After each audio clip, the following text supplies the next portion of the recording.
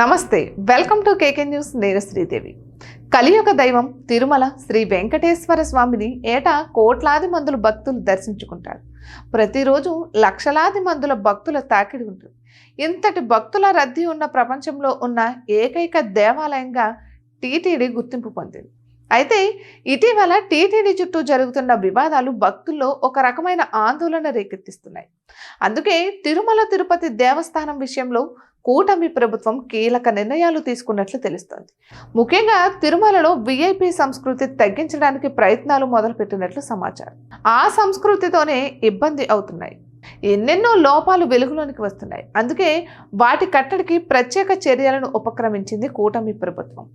శనివారం తిరుమలను సందర్శించారు చంద్రబాబు దంపతులు.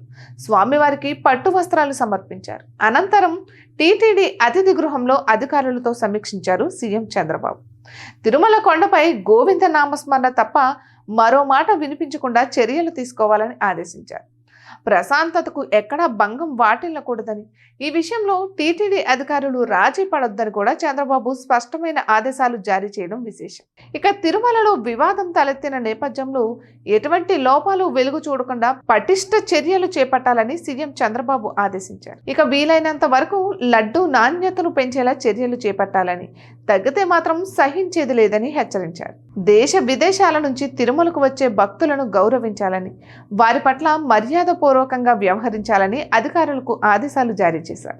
ఇక తిరుమల కొండపై ఎటువంటి ఆర్భాటాలు వద్దని, అనవసర ఖర్చులు కూడా తగ్గించుకోవాలని సూచించారు.